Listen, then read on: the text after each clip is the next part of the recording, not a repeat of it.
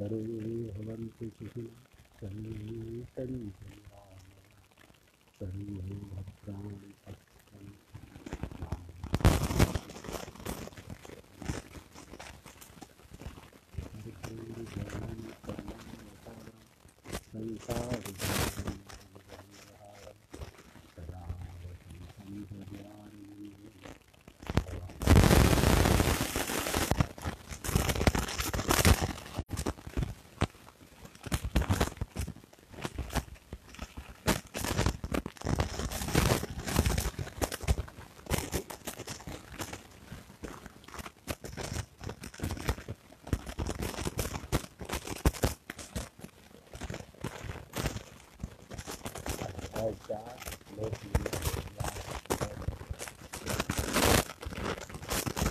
ये यथा मां प्रपद्यन्ते तां तथैव भजामि मम वर्तमानुवर्तन्ते मनुष्या पार्थ सर्वदा। हे अर्जुन, जो भक्त मुझे जिस प्रकार भजते मैं भी उनको उसी प्रकार भजता हूँ, क्योंकि सभी मनुष्य सब प्रकार से मेरे ही मार्ग का अनुसरण करते।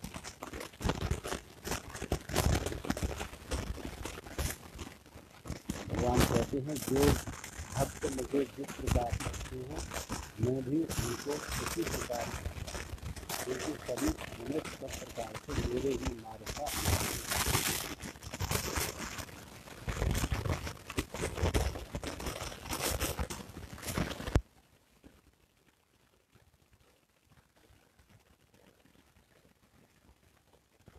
देखो,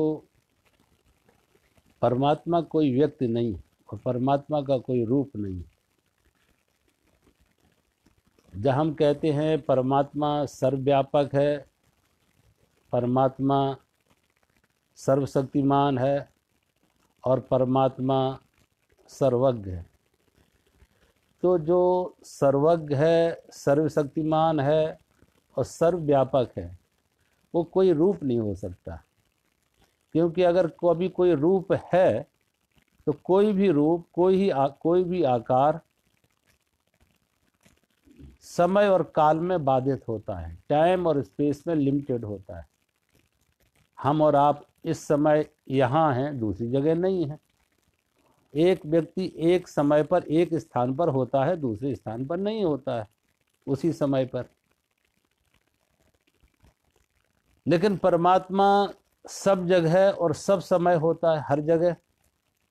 कोई ऐसी जगह नहीं कि परमात्मा कहीं उसका अभाव हो, कि परमात्मा वहाँ नहीं है, यहाँ है। तो जब परमात्मा सर्वत्र है, सर्वव्यापी है, तो इसका अर्थ है परमात्मा का कोई स्वरूप नहीं है, वो निराकार है। और जो निराकार है वो निर्गुण भी है, क्योंकि परमात्मा को किसी गुण से परिभाषित नहीं कर सकते कि परमात्मा का ये गुण है, ये परिभाषा है। परमात्मा इस रंग का है, इस स्वाद का है, इस ऐसा ध्वनि है, तो कोई गुण उसमें नहीं है जिससे उसकी परिभाषा की जा सके।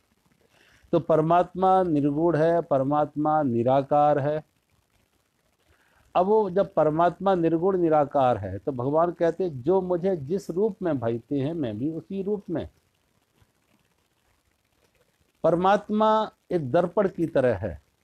आप एक दर्पण के सामने खड़े हो, अब जब तक हम दर्पण के सामने हैं तो दर्पण पर हमारा प्रतिबिंब बन रहा है,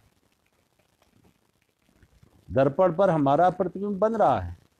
और हम हटे, दूसरा व्यक्ति उसके सामने खड़ा होगा तो उसका प्रतिबिंब बन गया, और वो हटा, तीसरा खड़ा हुआ तो उसका प्रतिबिंब बन गया। जब दर्पण के सामने है तो पूरा का पूरा चित्र दर्पण पे अपना बन रहा है, प्रतिबिंब बन रहा है, और हटे तो चित्र मिट गया, हट गया। चित्र कभी दर्पण पर चिपकते नहीं है। एक दर्पण में और कैमरे में यही फर्क है। कैमरे में एक बार चित्र आ गया, क्लिक कर दिया तो चित्र पकड़ गया, वो चित्र पकड़ गया उस पर। लेकिन परमात्मा में कोई चित्र पकड़ते नहीं है। एक प्रतिबिंब बना, वह हटा, दूसरा आया, दूसरा वह हटा, तो कुछ चिपकता नहीं है। इसलिए जब किसी दर्पण पर कोई चित्र अगर चिपकने लगे तो उसकी प्रतिफलन की शक्ति खत्म हो जाएगी, रिफ्लेक्टिंग पावर जो उसकी है वो खत्म हो जाएगी, क्योंकि धीरे धीरे उस पर चित्र चिपकने लगे। और जब कोई चित्र चिपकते नहीं है दर्पण के ऊपर, एक आया तो उसका बना वो हटा तो चित्र प्रतिबिंब भी हट गया, तो उसकी रिफ्लेक्टिंग पावर सदा एक जैसी बनी रहती है। इसलिए भगवान परमात्मा कैसा है? दर्पण की तरह। अब जो जैसे आता, एक दर्पण के सामने तुम अपना मुंह बिगाड़ो तो बिगड़ा हुआ मुंह दिखेगा, तुम सुंदर बन के आते हो दर्पण सुंदर दिखाता है, तुम कुरूप बनकर आते हो दर्पण कुरूप बताता है। दर्पण ने अपनी तरफ से कुछ जोड़ा नहीं, न कुछ घटाया है न कुछ जोड़ा है। तुम जैसे थे वैसे के वैसे ही दर्पण ने सिर्फ प्रतिबिंबित किया है, वो झलकाया है जो तुम में था। तो हम जाते भी दर्पण को इसलिए देखने हैं कि यथा स्थिति हमें मालूम पड़े हम कैसे हैं, हम सुंदर लग रहे या कुरूप लग रहे। तो जैसे दर्पण पर हमारे चित्र बनते हैं और सुंदरता और कुरूपता का हमें बोध होता है, ऐसे ही हमारी चेतना पर हमारा दर्पण प्रतिबिंब बनते हैं। और हमारी चेतना पे प्रतिबिंब जो बनते हैं उससे स्वयं का बोध होता है कि हम कैसे हैं। दूसरा हमें नहीं जान पाएगा, दूसरे को धोखा दिया जा सकता है, दूसरे से छिपाया जा सकता है, लेकिन स्वयं से न छिपाया जा सकता न स्वयं को धोखा दिया जा सकता। स्वयं मालूम है कि हमारा अंतर्दशा हमारी क्या है। इसलिए तो उसे कहते हैं स्वाध्याय। स्वाध्याय का स्वयं का अंतर्मुखी होते हैं, आँख बंद करते हैं, शांत होकर बैठते हैं और तब अपने जीवन पर दृष्टि डालते हैं कि हम जिस तरह का जीवन जी रहे हैं वैसा जीवन हमारा चलता है, जैसे हम दूसरों को दिखा रहे हैं हम वैसा ही जी रहे हैं, ऐसे भी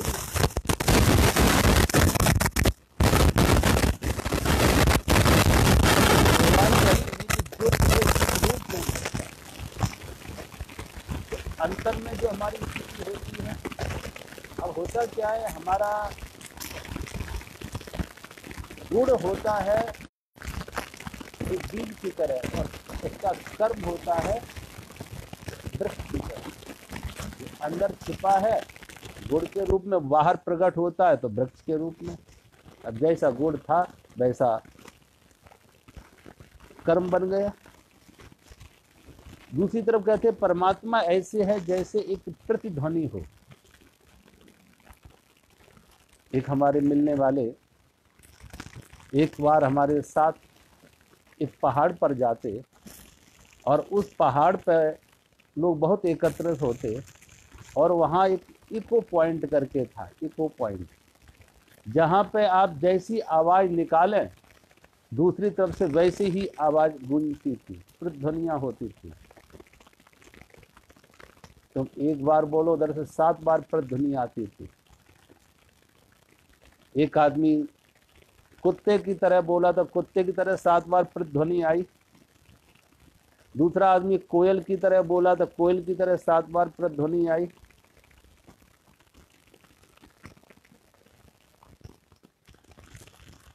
तुम कोई गीत गाओ तो वैसा आएगा, तुम गाली निकालो तो गाली की प्रतिध्वनि होगी, तुम आशीर्वाद दो तो आशीर्वाद की प्रतिध्वनि होगी। तो परमात्मा कहते जो जैसा है हम उसे वैसा ही लौटाते, जो जैसा है हम वैसा। और सारी सृष्टि में कहते हैं सारी सृष्टि सारी दुनिया परमात्मा की प्रतिध्वनि है, वो हमारी ही प्रतिध्वनि है। सारी सृष्टि तो एक इको पॉइंट है, हम जैसा व्यवहार करते हैं वैसा व्यवहार हमें मिलता है, जैसी हमारी वाणी होती वैसी वाणी हमें मिलती है।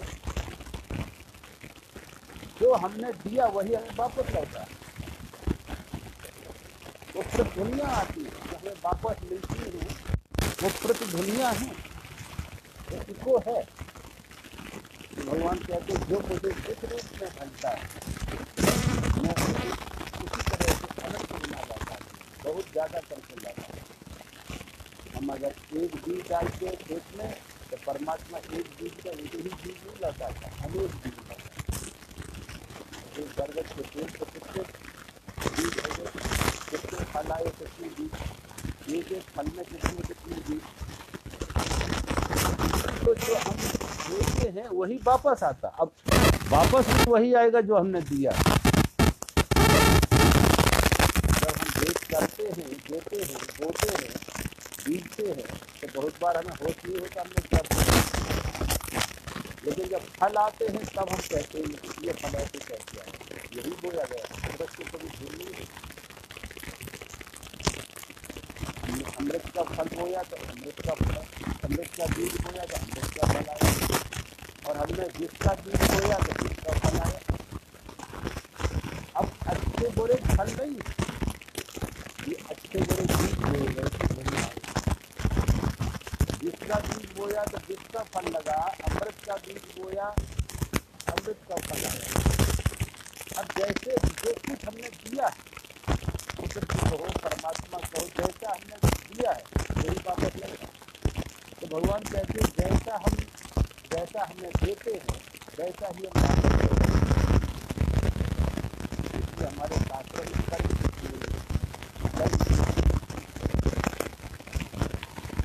रामचरितमानस में भगवान राम ने अर्जुन को, भगवान राम ने लक्ष्मण को कहा, लक्ष्मण कोई किसी को सुख देने वाला नहीं, कोई किसी को ना सुख देता ना सुख देता, हर व्यक्ति अपने कर्म का फल भोगता है। कोई न काहू सुख करता, कोई न काहू सुख करदाता, सब उठाता। भगवान राम कोई किसी को सुख को नहीं देता, हर व्यक्ति कर्म का कर्म भोग, निज अपने किए हुए कर्म भोग रहा है। कभी खेत किसी को अच्छा या बुरा फल नहीं देता है। खेत तो वही दिया जो हमने बोया। हमने आम बोया तो आम आया, हमने नीम बोया तो नीम आया, हमने बबूल बोया तो बबूल आया। जो हमने बोया था वही वापस आए, सही मिला। अगर हम चाहते हमें चाहते मिले तो हम चाहते सम्मान मिले तो सम्मान में जो हम देंगे वही वापस लौटेगा। और लगभग इस बात को एक धर्म में सभी धर्म कर्म के सिद्धांत सभी हिंदू धर्म हो, क्रिश्चियनिटी हो, बौद्ध हो, जैन हो, सभी इस बात को सिद्ध हो, सभी इस बात। इसलिए सभी धर्मों ने कहा, विध निषेध बनाए सभी धर्मों, ये करो ये न करो, ये शुभ है ये अशुभ है, ये पाप है ये पुण्य है, ये अच्छा है या बुरा है। जो कहा कि ये करो ये न करो, ये शुभ या अशुभ, ये पाप, ये पाप करोगे तो पाप का फल आएगा, पुण्य करोगे तो पुण्य का फल आएगा। सुख दोगे तो सुख का फल आएगा, दुख दोगे तो दुख का फल आएगा। आज तक कोई ऐसा धर्म नहीं जो ये कहे कि तुम सुख का बीज लो, सुख का फल। कोई ऐसा धर्म नहीं जो ये कहे कि सुख करो तो सुख मिलेगा,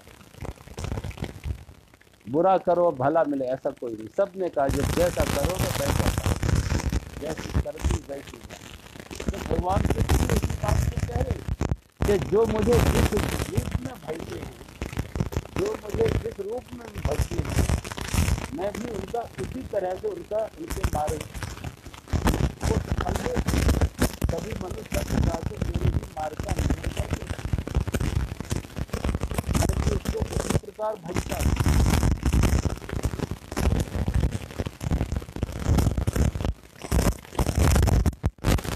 कर्मयोग है।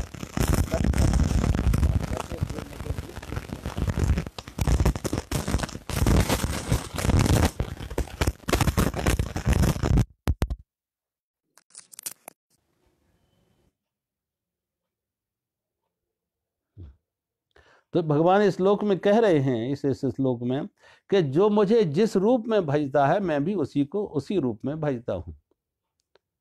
तो परमात्मा की तरफ से कुछ भेदभाव नहीं है, कोई पक्षपात नहीं है, कोई अपना पराया नहीं है। जिसने भी, परमात्मा ये नहीं कहेंगे ये मेरा है वो पराया है, ये अपना प्रिय है ये अप्रिय है, इसके प्रति राग है उसके प्रति द्वेष है। परमात्मा को, सृष्टि को किसी के प्रति ना राग है ना द्वेष है, ना अपना पराया है, ना कोई भेदभाव है, ना कोई पक्षपात है। हम जैसा कर्म करते हैं वैसा फल मिलता है। और परमात्मा एक एको है, एको पॉइंट है कि वही प्रतिध्वनियां गूंजेंगी जो हमने दिया है।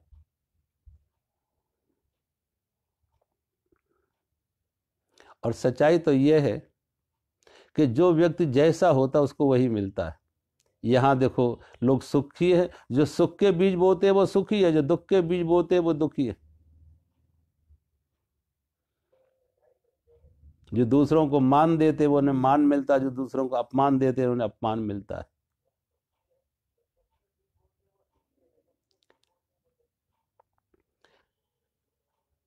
कोई एक व्यक्ति घोड़े पर बैठा जा रहा था, कहीं घोड़े पर सवार था, घोड़े पर बैठा था, तो एक गांव के पास से निकला तो देखा एक गांव के बाहर एक बूढ़ा आदमी बैठा हुआ है। उस बूढ़े आदमी से इस घुड़सवार ने पूछा कि मैं अपना गांव छोड़कर आया हूं और इस गांव में रहना चाहता हूं, क्या मुझे बताओगे इस गांव के लोग कैसे हैं? जब उस बूढ़े से पूछा क्या मुझे बताओगे इस गांव के लोग कैसे हैं, अच्छे हैं या बुरे हैं, तो उस बूढ़े ने कहा कि मैं तुम्हारे प्रश्न का उत्तर दूं कि इस गांव के लोग कैसे हैं, अच्छे या बुरे, पहले तुम मुझे ये बताओ कि तुम जो गांव छोड़कर आ रहे हो उस गांव के लोग कैसे थे?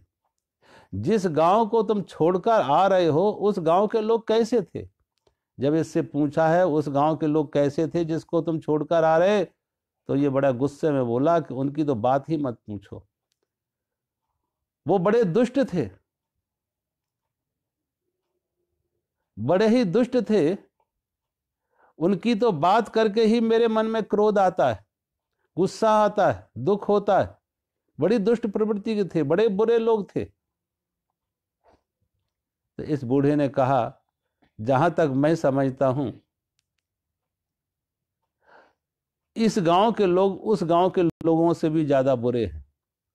इस गांव के लोग, तुम जिस गांव को छोड़कर आए हैं उस गांव के से भी ज्यादा बुरे लोग यहां हैं। इसलिए अच्छा हो तुम किसी और गांव में जाओ, और गांव में जाओ, क्योंकि यहाँ के लोग तुम्हारे उस गांव से भी ज्यादा बुरे हैं, तुम्हारे उस गांव के लोगों से भी ज्यादा दुष्ट हैं। वो घुड़सवार आगे चला जाता। पीछे से एक बैलगाड़ी पर लोग आए, और जब पीछे से थोड़ी देर बाद एक बैलगाड़ी से लोग आए, उन्होंने भी ये प्रश्न किया कि मैं अपना गांव छोड़कर आए और किसी गांव, दूसरे गांव में रहना चाहता हूं, क्या तुम मुझे बताओगे इस गांव के लोग कैसे हैं? इस बूढ़े ने, बुजुर्ग ने फिर वही प्रश्न दोहराया, क्या मुझे तुम बताओगे कि जिस गांव को तुम छोड़कर आ रहे हो उस गांव के लोग कैसे थे? जिस गांव को तुम छोड़कर आ रहे हो उस गांव के लोग कैसे थे? इस गाड़ी वाले ने कहा उनकी तो बात ही मत पूछो, बड़े भले लोग थे, बड़े भले लोग थे। उनकी तो जब हम याद भी करते हैं तो आंखें गीली हो जाती हैं आंसुओं से, उनकी याद बड़ी सताती है। वो तो बड़े भले लोग थे उस गांव के लोग। इस बूढ़े ने कहा अगर उस गांव के लोग अच्छे थे तो तुम्हें इस गांव के लोग उससे भी अच्छे मिलेंगे। इस गांव के लोग उस गांव के लोगों से भी ज्यादा अच्छे हैं, कोई शिकायत नहीं होगी, बड़ा प्रेम मिलेगा।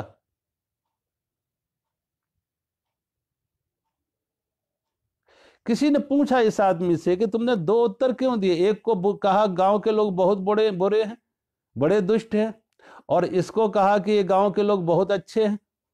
उसने कहा वो निर्णय उनका था, वो निर्णय उनका था। जिसको बुरा एक गांव में बुरा दिखा वो उसको दूसरे गांव में भी बुरा ही दिखेगा। जैसे एक जगह बुराई दिखी उसको दूसरी जगह भी बुराई ही दिखेगी, और जैसे एक जगह अच्छाई दिख गई उसे दूसरी जगह भी अच्छाई ही दिखेगी। ये निर्णय उनके अपने हैं, ये उनके देखने की दृष्टि है। जाकी रही भावना जैसी प्रभु मूरत देखी तिन तैसी। जैसी दृष्टि वैसी सृष्टि। अच्छे को अच्छा दिख जाता, बुरे को बुरा दिख जाता, साधु को साधु दिख जाते, दुष्ट को दुष्ट दिख जाते। तो भगवान कहते मुझे जो जिस रूप में भजता है मैं भी उसको उसी रूप में भजता हूं, क्योंकि परमात्मा निरपेक्ष है। परमात्मा अपनी तरफ से कुछ जोड़ता घटाता नहीं है। तुमने अच्छाई दी तो कई गुना अच्छाई आएगी, और तुमने बुराई दी तो कई गुना बुराई आएगी। इसलिए भगवान कहते हैं जो मुझे जिस भाव से भजते हैं मैं भी उनको उसी भाव से भजता हूं और उनको वही कुछ देता हूं। अगले श्लोक में भगवान कहते हैं कांक्षन्ता कर्मणाम सिद्धि यजन्ते यह देवता क्षिप्रम हि मानुषे लोके सिद्धिर्भवति कर्मजा। भगवान कहते हैं जो मुझे तत्व से नहीं जानते हैं, जो मुझे तत्व से नहीं जानते वे इस मनुष्य लोक में कर्मों के फल को चाहने वाले लोग, सकाम कर्म करने वाले लोग देवताओं का पूजन किया करते हैं, क्योंकि उनको कर्मों से उत्पन्न होने वाली सिद्धि शीघ्र मिल जाती है।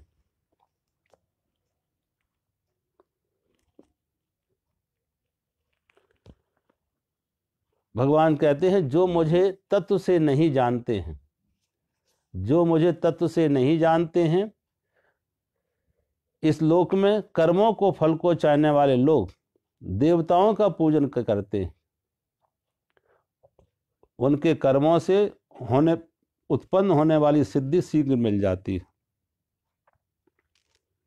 देखो, परमात्मा को तत्व से जानना, परमात्मा को तत्व से वही, कल मैं कह रहा था, परमात्मा को तत्व से वही जान पाएंगे जिन्होंने पूरी तरह से अहंकार का विसर्जन किया, अहंकार से मुक्त हुए।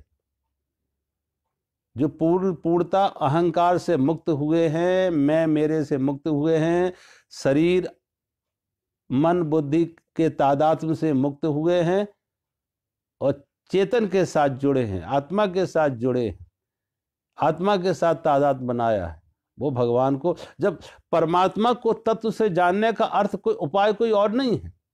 परमात्मा को तत्व से वही जान सकता है जिसने स्वयं को तत्व से जाना। परमात्मा कोई बाहर की चीज नहीं, किसी लेबोरेटरी में टेस्ट करके देख लो। परमात्मा मनसा वाचा कर्मणा, परमात्मा इंद्रियों का विषय नहीं है, परमात्मा मन का विषय नहीं। यतो वाचो निवर्तन्ते अप्राप मनसा स, वेदों का एक वाक्य है, यतो वाचो निवर्तन्ते अप्राप मनसा स है।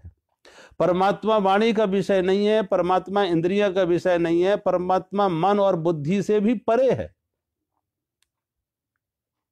तो परमात्मा को बाहर के उपकरणों से, बाहर के करणों से, इंद्रियों से, मन से नहीं जाना जा सकता है।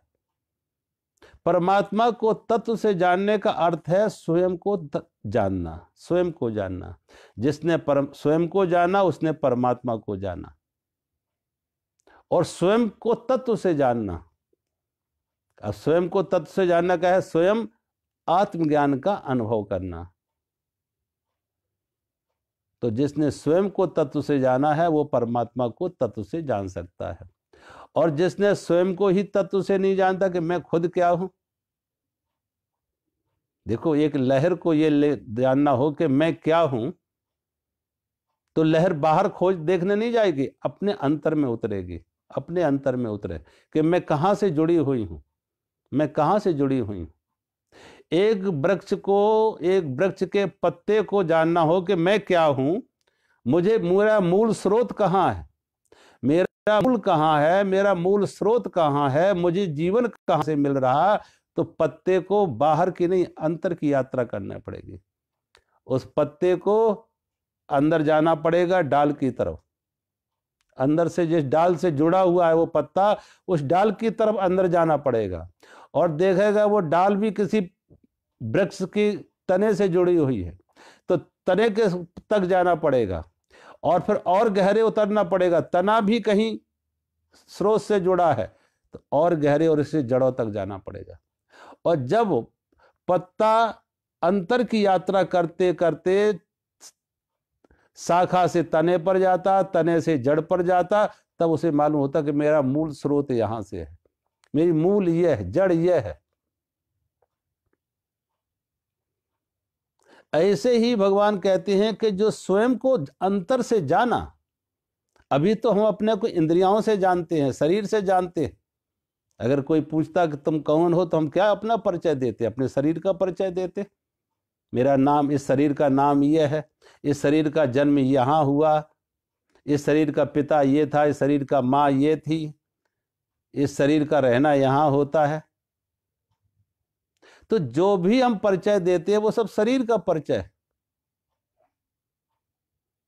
लेकिन शरीर जुड़ा कहां से है, शरीर बना कहां से है? कल ये शरीर तो कितनी बार बदल चुका, सोचो। एक 70 साल की जिसकी उम्र हुई, 7 बार उसका शरीर बदल चुका है। 10 बार उसका शरीर बदल चुका है। 7 साल में पूरा शरीर बदल जाता। शिशु अवस्था मरी तो किशोर अवस्था पैदा हुई, किशोर अवस्था मरी तो जवानी पैदा हुई, जवानी मरी तो बुढ़ापे में आया। क्षण क्षण पल पल शरीर बदल रहा है। शरीर बदल रहा है, इंद्रियाएं बदल रही, हमारा मन बदल रहे, विचार बदल रहे, सब कुछ बदल रहा। लेकिन इस बदलाहट को जानने वाला कोई साक्षी है हमारे अंदर, जो नहीं बदला, जो जड़ है। पत्ते तो कितने नए पत्ते, पुराने पत्ते झड़े, नए पत्ते आए, पत्ते तो बहुत बदल गए, शाखाएं भी बदल जाती, लेकिन जड़ नहीं बदलती है, जहां से खुराक मिल रही है, जहां से जीवन जुड़ा हुआ है। तो ऐसे ही मूल स्रोत क्या है?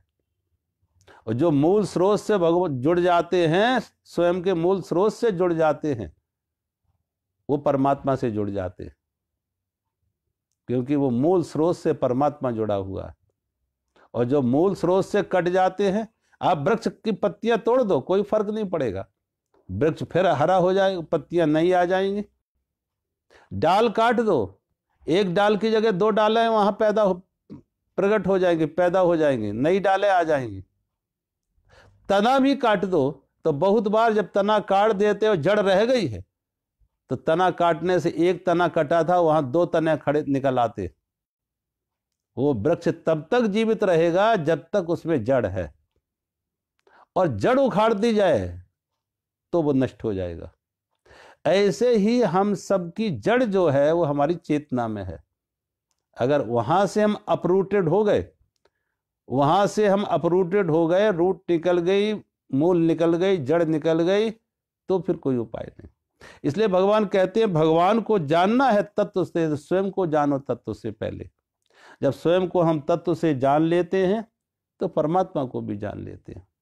और जब अब स्वयं को तत्व से जानने करते, स्वयं को मिटाना, स्वयं को मिटाना। अगर सूर्य को जानना है, तो सूर्य तक जाने के लिए स्वयं को भस्म करना होगा, राख बनाना होगा, तब सूर्य को जान पाएंगे। जब मैं मिटता है, अहंकार मिटता है, तब परमात्मा का बोध होता है। तब कहने वाला भी नहीं होता कि मेरा परमात्मा का ये बोध मुझे हुआ, ये मैं ही खत्म हो जाता, कहने वाला, बताने वाला ही खत्म हो जाता। परमात्मा को जानने का अर्थ है अहंकार से मुक्त होना। अब जब तक अहंकार है, कामना है, सकाम है, क्योंकि जब परमात्मा को जानने का अर्थ है मैं से मुक्त होना, परमात्मा का जानने का अर्थ है कामना से मुक्त होना। जब तक मैं है तो कामना है, मैं हटा तो कामना हटी। तो परमात्मा को जानने का अर्थ है कामना से मुक्त होना, निष्काम हो जाना, अहंकार मुक्त हो जाना। और जब तक ये काम है, मैं है, तो भगवान कहते ऐसे व्यक्ति परमात्मा से नहीं जुड़ते हैं, तो देवताओं से जुड़ते हैं, देवताओं को पूजते। सकाम है तो देवताओं को कुछ ना कुछ कामना रखे। और हमारे हिंदू धर्म में तो बहुत देवता है। किसी को धन चाहिए तो लक्ष्मी जी की पूजा में लगेगा, किसी को शरीर से ताकत चाहिए तो हनुमान जी के पैर पकड़ेगा, किसी को ज्ञान चाहिए तो सरस्वती। हमने अलग अलग पोर्टफोलियो दे दिए, अलग अलग विभाग दिए देवी देवताओं को, और जिसकी जो जरूरत है वो ऐसे देवी की, ऐसे देवता का आवाहन में लगेगा, पूजन में लगेगा, और वो देवी वो देवता वो उसे उस प्रकार का फल देते।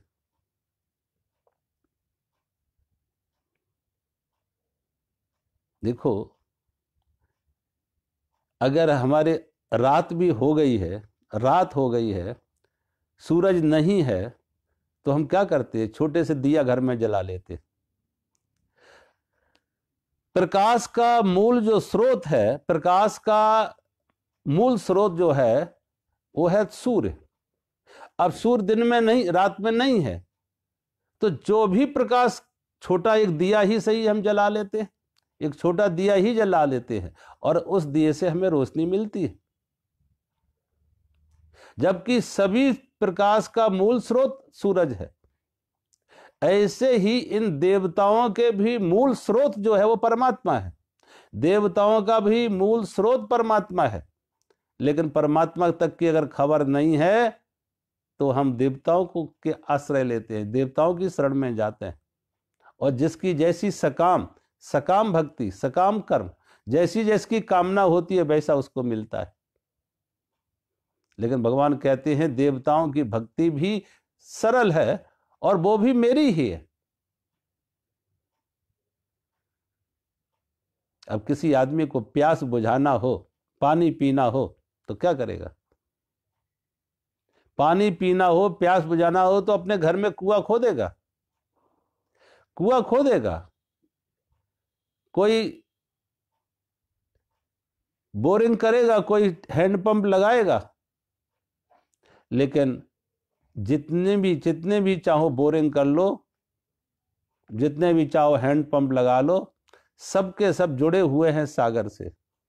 सागर का जल ही जमीन से छन के आ रहा है, कुएं में है तो वही सागर झांक रहा है, और बोरिंग के माध्यम से आ रहा है, ट्यूबवेल से आ रहा है, हैंडपंप से आ रहा है, तब भी वही सागर का जल आ रहा है।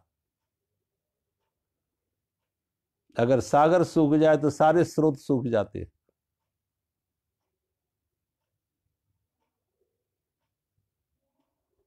तो भगवान कहते हैं तुम जो भी हो, जहां भी हो, अगर अब सागर को तो अपने घर में बुला नहीं सकते हो, सागर से तो बहुत दूरी है। जब सागर से दूरी है, उसे बुला नहीं सकते, वो असीम है, तो अपने घर में अपनी प्यास कैसे बुझाएं? तो एक ट्यूबवेल लगा लिया, हैंडपंप लगा लिया, कुआं खोद लिया। सूर्य तक जाना मुश्किल है तो कम से कम सूर्य का अभाव हम एक दीपक से पूरा करते हैं, दीपक की प्रकाश से। ऐसे ही दीपक का मूल स्रोत भी सूरज है और कुएं का भी मूल स्रोत सागर है, लेकिन सागर से दूरी है, तो प्यास कैसे बुझाएं? तो भगवान कहते फिर एक ही उपाय है कि कुआं खोद लो। तो भगवान कहते जो अलग अलग देवताओं का पूजन करते हैं, वो अलग अलग देवताओं के पूजन से उनकी मन में जो प्राप्त करने की इच्छा है वो फल की प्राप्ति होती है। वो सकाम कर्म, उनका सकाम कर्म उनको सिद्धि देता है, फल की प्राप्ति कराता है। लेकिन भगवान कहते हैं ये छोटी छोटी देवताओं की पूजा है, विराट की पूजा तो परमात्मा की पूजा है। अब लोगों के देवता अलग अलग होंगे। पहले तो हिंदुओं में ही तमाम देवता है, फिर अलग अलग संप्रदाय, अलग अलग उनके भगवान, अलग अलग उनके देवी देवता, अलग अलग उनके ग्रंथ, लेकिन कुल मिला के सबके इशारे परमात्मा की तरफ हैं। इशारे बहुत हैं, अलग अलग दिशा से हैं, लेकिन सबके इशारे एक ही तरफ, परमात्मा की तरफ हैं। चांद एक है लेकिन इशारे अलग अलग दिशा से, कोई पूरब से, कोई पश्चिम से, कोई उत्तर, अलग अलग इशारे दे रहे। और इशारों से इशारा छोड़ के इशारे से आगे अपनी दृष्टि ले जाओ तो एक ही है, तो एक ही है। जहां इशारा जा रहा है, इशारा की उंगली ना देखो कि इशारा किधर किया, उंगली ना पकड़ो, उंगली से आगे अपनी दृष्टि ले जाओ, तो सबके लिए वो लक्ष्य एक ही है। सभी ने अलग अलग दिशा से इशारे किए हैं उस परमात्मा की तरफ। बुद्ध ने एक तरफ एक इशारा किया है, महावीर ने दूसरा, कृष्ण ने तीसरा, क्राइस्ट ने अलग, नानक ने अलग, अलग अलग लोगों ने अलग अलग तरह की बातें कही हैं, लेकिन घुमा फिरा के सारे वो इशारे थे उस परमात्मा की तरफ। तो भगवान कहते हैं कि जो जिस देवता को पूजता है उस देवता के माध्यम से मैं ही हूं, मेरा ही पूजन हो रहा है, और मैं उनको शीघ्र उनको सिद्धि मिल जाती है, जो कर्मों से उनको जो फल की प्राप्ति हो जाती है।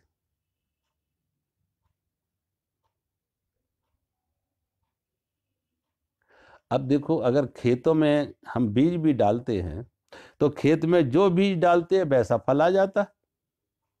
अब कुल मिला के खेत ने का निर्णय नहीं था, वो बीज हमने दिया, और अगर देखा जाए तो वो बीज भी किसने दिए, वो बीज भी किसने दिए। और खेत में जो उर्वरक शक्ति है, फर्टिलिटी है, उर्वरक शक्ति है, वो कहां से आई? बीज किसने बनाए, उर्वरक शक्ति कहां से आई? उस बीज को वृक्ष बनाने के लिए पानी भी चाहिए, वो पानी कहां से आया? बीज को वृक्ष बनाने के लिए हवा भी चाहिए, वो हवा कहां से आई? वो किसकी दी हुई है? तो हवा भी परमात्मा ने दी है, जल भी परमात्मा ने दिया है, पृथ्वी में उर्वरक शक्ति है वो भी परमात्मा ने दी है, और सूर्य की रोशनी, सूर्य ना हो तो भी कोई बीज वृक्ष ना बने, वो सूर्य की रोशनी भी परम उसी से ने दी है।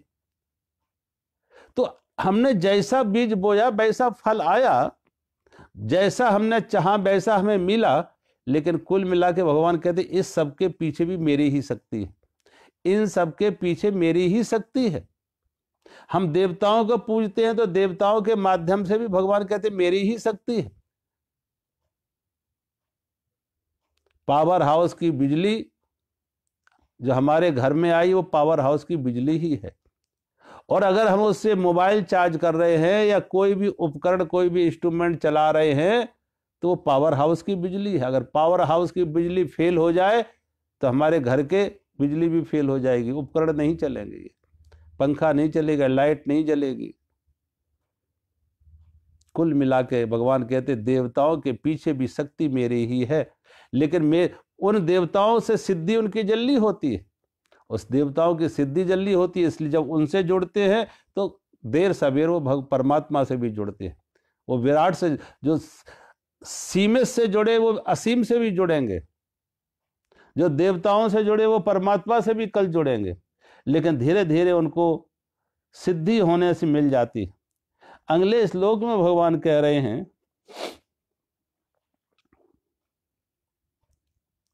चातुर्वर्ण्यम मया सृष्टम गुण कर्म विभागशा तस्य कर्तारमपि माम विद्धि अकर्तारम अव्ययम।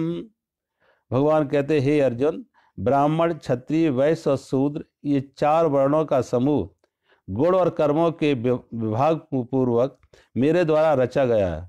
इस प्रकार उस कर्म का कर्ता होने पर भी मुझ अविनाशी को, परमेश्वर को तुम वास्तव में अकर्ता ही जान। भगवान कह रहे यद्यपि मैं करता हूं, लेकिन फिर भी मैंने किया है, लेकिन फिर भी मैं अकर्ता हूं। परमात्मा अविनाशी है, करता है, लेकिन फिर भी कर्ता होते हुए अकर्ता है। और क्या कर्ता किया भगवान ने? कहते ब्राह्मण, क्षत्रिय, वैश्य, शूद्र, ये चार वर्ण हमने बनाए। और कैसे बनाए? गुण कर्म स्वभाव से, गुण कर्म से। यूरोप में एक विचारक हुआ है काल जो गुस्ताग जुंग, उसने भी इसी तरीके से मनुष्य को बांटा, तो चार भागों में बांटा। यहां भगवान कह रहे, यहां भी भगवान ने चार वर्णों में बांटा। अब वो आप देखो, ये जो चार वर्ण है इसमें कोई छोटा या बड़ा नहीं है, ऊंच या नीच नहीं है।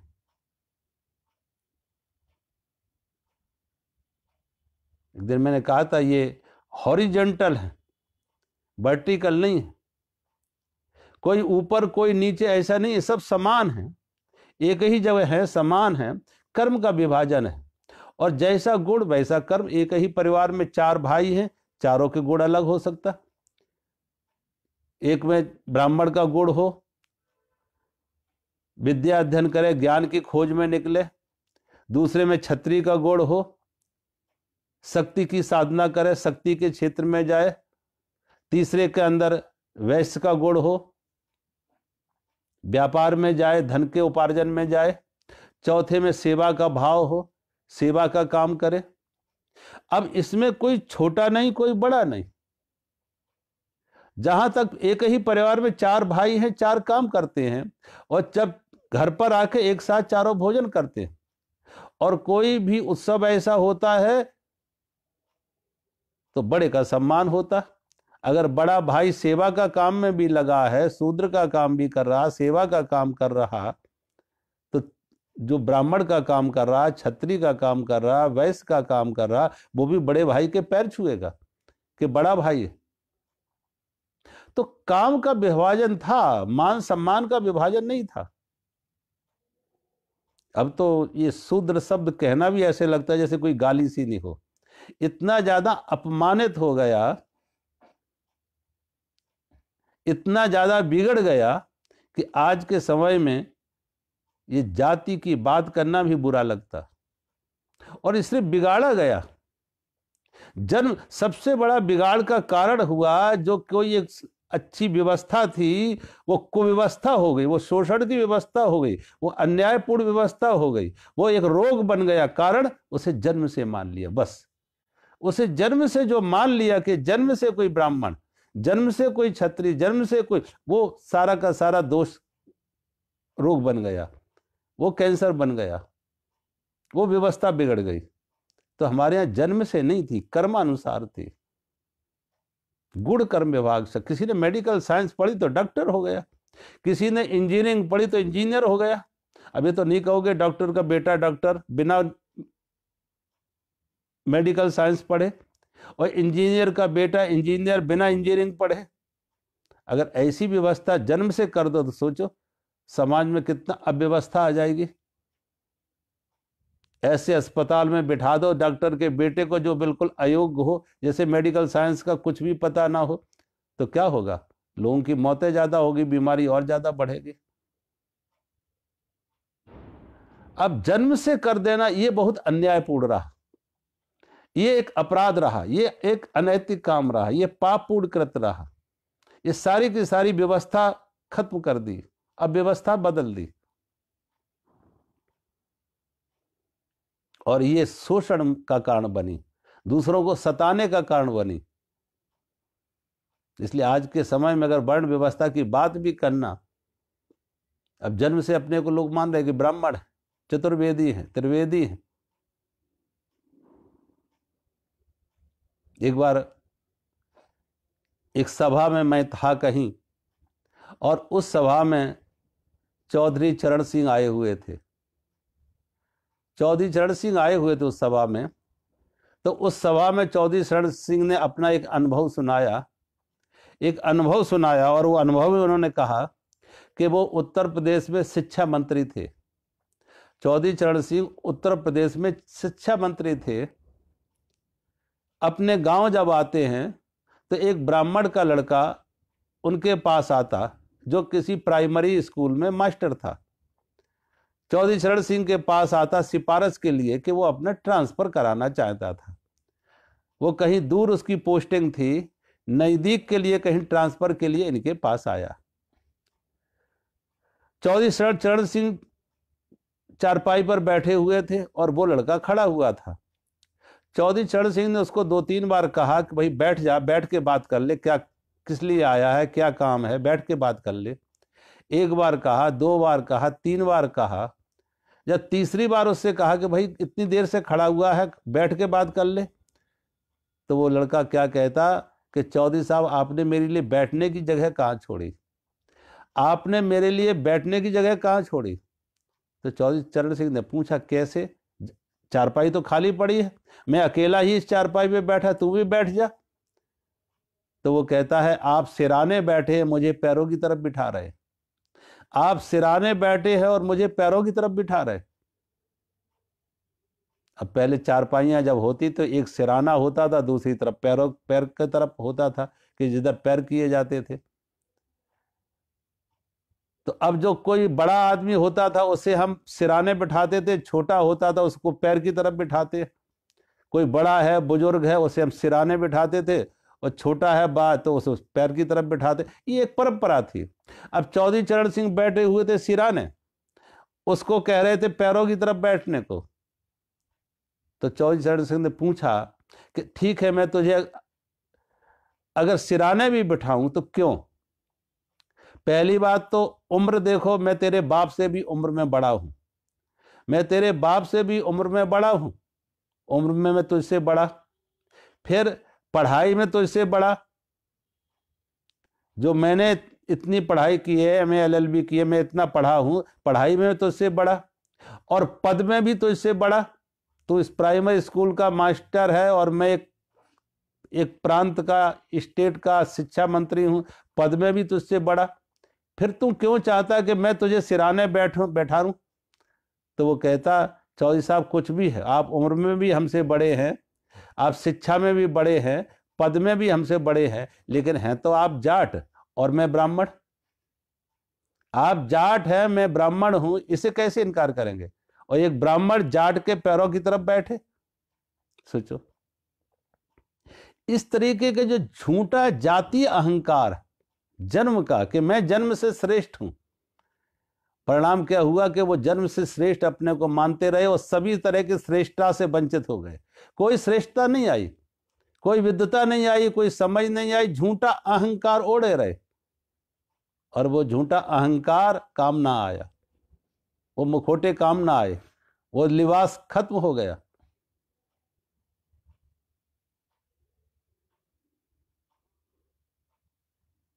हमारे यहाँ जो व्यवस्था थी वो जन्म से नहीं थी, कर्म से थी, गुण से थी, गुण कर्म विभागशा, जैसी जिसकी। अब प्रसंग आते उपनिषदों में, पुराणों में, कणाद ऋषि का प्रसंग आता है। कणाद ऋषि का, किसी राज्य में कणाद ऋषि रह रहे, और उन्होंने धर्म के क्षेत्र में तमाम खोज, वो एक तरह से ऐसे थे जैसे विज्ञान के क्षेत्र में कोई आइंस्टीन हो, कोई मैडम क्यूरी हो, कोई न्यूटन हो, एडिसन हो, विज्ञान के क्षेत्र। ऐसे ही धर्म के क्षेत्र में, धर्म की खोज में कणाद ऋषि का बड़ा महत्वपूर्ण योगदान रहा। कणाद ऋषि अपनी साधना में रहते, शास्त्र लिखते, जब सुबह शाम किसी भी समय बाहर निकलते घूमने के लिए, तो खेतों में अनाज के दाने जो मिलते वो चुन लेते, खेत से अनाज के दाने। फसल कट जाती है, बहुत बार फसल कटने के बाद भी खेत में अनाज के दाने पड़े रह जाते, और जो अनाज के दाने पड़े रह जाते खेत में, उसे वो चुन लेते और खा लेते, इसलिए उनका नाम पड़ गया कणाद, कड़ बीन के खाना। उस राज्य के राजा को मालूम हुआ कि कणाद जैसा ऋषि और हमारे राज्य में कड़ बीन कर खा रहा है। वो राज्य का राजा तमाम गाड़ियां भर भर के राशन सामग्री ले आता, और कणाद ऋषि को आके कहा कि मुझे बड़ा दुख हो रहा है, और मेरे राज्य में आप कड़ बीन कर खाएं, मैं इतना गाड़ियां भर भर के आपके लिए लाए हैं व्यवस्था कि आपको कड़ बीनने की जरूरत नहीं है।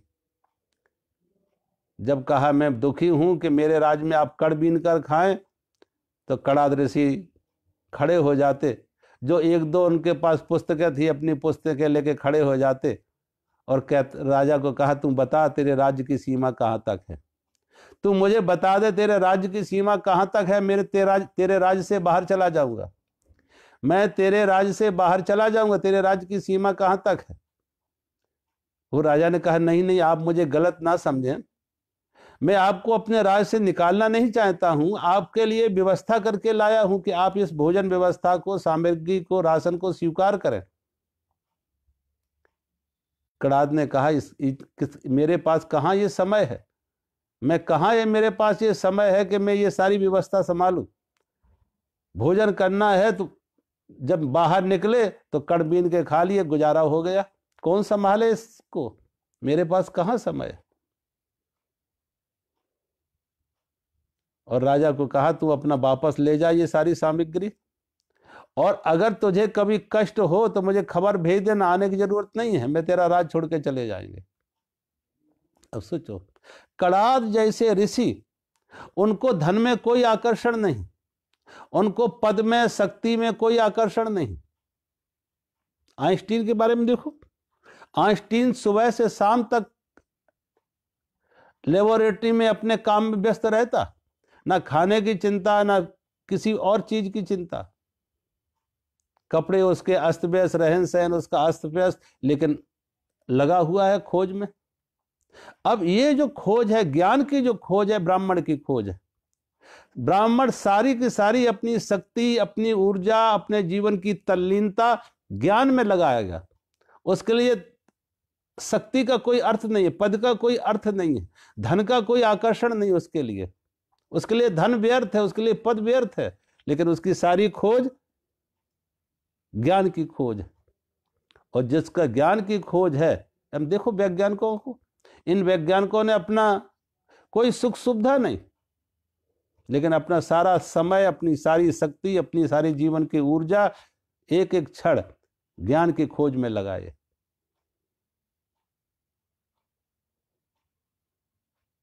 जो ब्राह्मण है, जिसकी खोज, जीवन की खोज, जीवन की अभिप्सा, जीवन की चाह, जीवन की सारी तल्लीनता ज्ञान की है।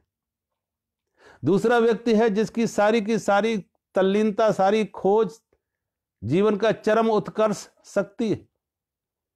शक्ति का संग्रह करेगा, शक्ति का अर्जन करेगा, ऊंचे से ऊंचे पद पर कैसे पहुंचे, बड़ी से बड़ी जगह पर कैसे पहुंचे, ज्यादा से ज्यादा ताकत उसके हाथ में, शक्ति उसके हाथ में कैसे आए। और अर्जुन लगभग उसी कोटि का है। ऐसा व्यक्ति जो शक्ति का उपासक है, शक्ति का खोजी है, उसके लिए युद्ध भी समाधि हो जाती। जब वो अर्जुन को सिखाया जा रहा था धनुष विद्या गुरु द्रोणाचार्य से, तो गुरु द्रोणाचार्य सबकी परीक्षा ले रहे थे कि किसकी धनुष विद्या में कितनी निपुणता है। तो वृक्ष की एक डाल पर एक मूर्ति रखी थी, चिड़िया की मूर्ति रखी हुई थी, और उस चिड़िया की मूर्ति पर निशाना लगाना था। तो एक एक से जब पूछा, अलग अलग, युधिष्ठिर से पूछा, नकुल सहदेव से पूछा, भीम से पूछा, दुर्योधन से पूछा, दुशासन से पूछा, क्या क्या दिख रहा। तो कोई कह रहा है मुझे पूरा पेड़ दिख रहा है, और वो वृक्ष भी दिख रहा है, डाल भी दिख रही है, और डाल पर रखी चिड़िया भी दिख रही है। किसी ने कहा नहीं, युधिष्ठिर ने कहा कि नहीं, मुझे तो सिर्फ वो डाल दिख रही है और चिड़िया दिख रही है, और कुछ नहीं दिख रहा, डाल और चिड़िया दिख रही है। और जब अर्जुन से पूछा कि अर्जुन तुझे क्या दिख रहा है, तो अर्जुन ने कहा मुझे कुछ नहीं दिखता, सिर्फ चिड़िया की आंख दिख रही है। मुझे कुछ नहीं दिख रहा, जहां मुझे निशाना लगाना है, जहां निशाना लगाना है, वो चिड़िया की आंख सिर्फ दिख रही है और कुछ नहीं दिख रहा। यह है एक क्षत्रिय की तल्लीनता। एक क्षत्रिय की तल्लीनता, सारे तरफ से उसका मन हट जाएगा, सिमट गया, सिकुड़ गया, एक ही जगह पर केंद्रित हो गए। शक्ति उसके जीवन का केंद्र जो है वो शक्ति है। ब्राह्मण की शक्ति, इस ब्राह्मण की सारी तल्लीनता ज्ञान की है। क्षत्रिय की सारी तल्लीनता शक्ति की है, कि शक्ति कैसे ज्यादा उसके हाथ में आए। वो शक्ति के लिए वो कुछ भी करने को तैयार, मर मिटने का। उसके लिए प्राणों की कोई कीमत नहीं है, प्राणों की कोई कीमत नहीं उसके लिए। जीवन की कोई कीमत नहीं उसके लिए। वह हंसते हंसते प्राणों को भी निछावर कर देगा शक्ति के लिए।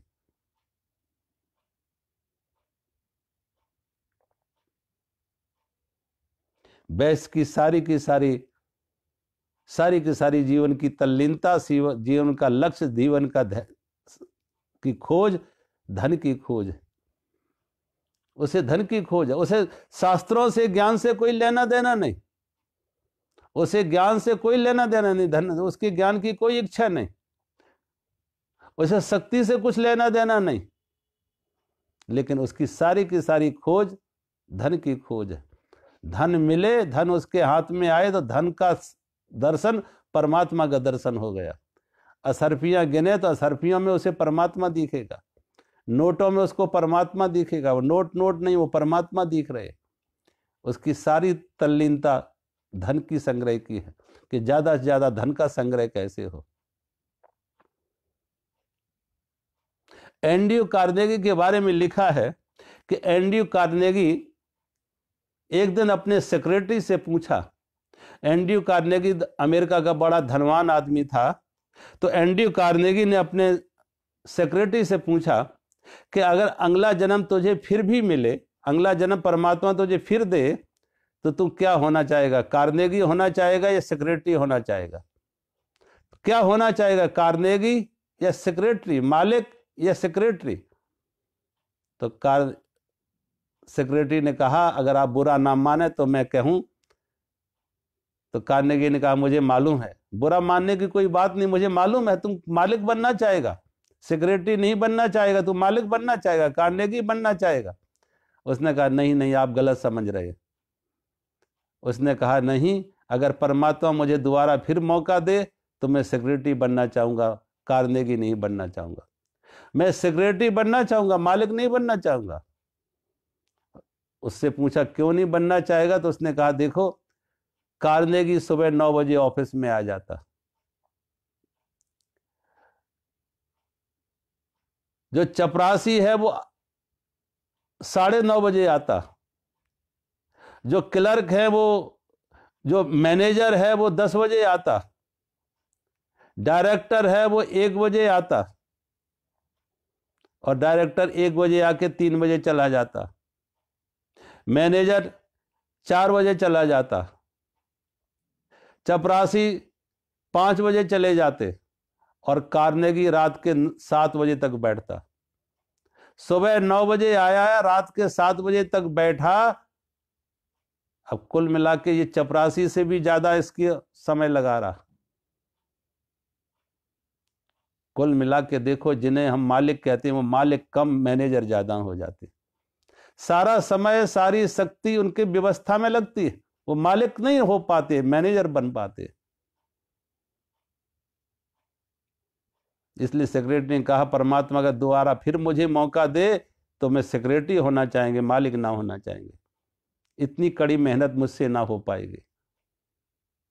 इन मालिकों को देखो। और यही नहीं, खाली ऑफिस में ये 10-10 घंटे बैठते हैं, घर भी आ जाते हैं तब भी वही व्यापार घर भी लेके आते, रात सोते हैं तो भी वही व्यापार चल रहा है। घाटा मुनाफा, लेन देन, बही खाते, वो सब दिमाग में घूम रहे हैं। इसलिए तो इन लोगों को देखो ज्यादा बीमारियां लगती हैं। प्राय ऐसे लोगों को अनिद्रा की तकलीफ हो जाती है, नींद नहीं आती है।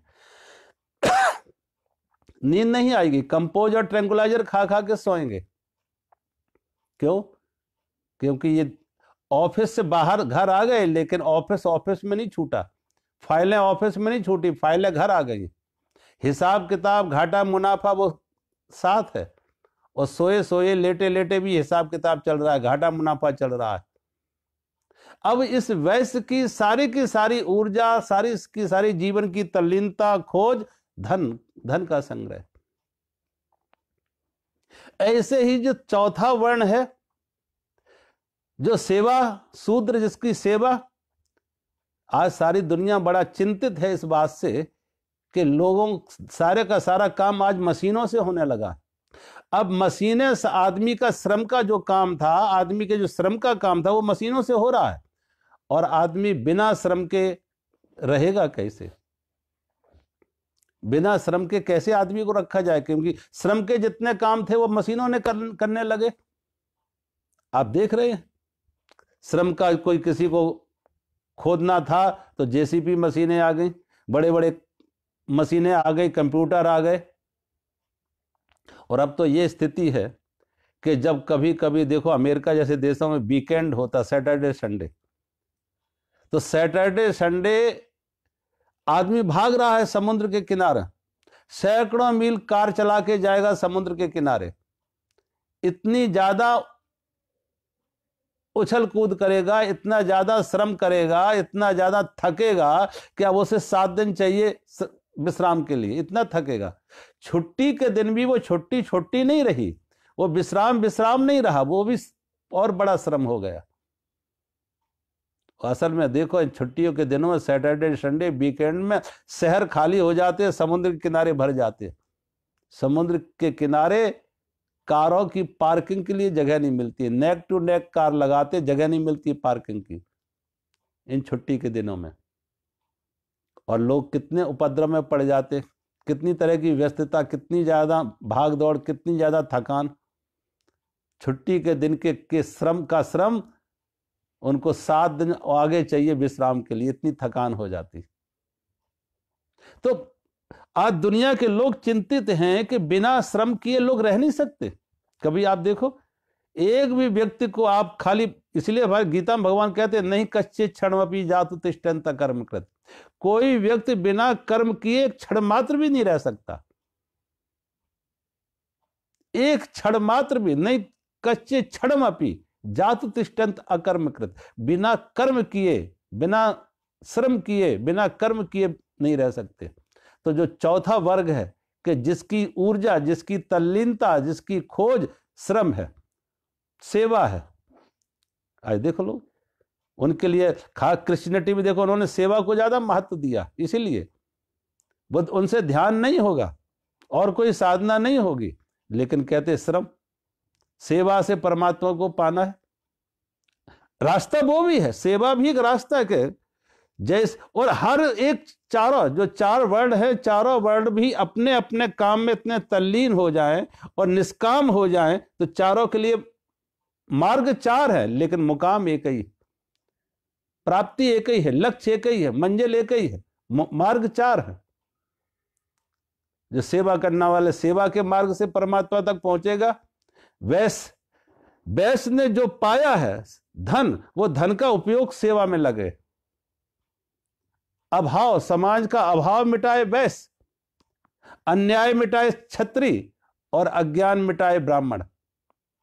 चारों अपनी सेवाओं का परोपकार के लिए, लोक कल्याण के लिए, सेवा के लिए अपना उपयोग करें।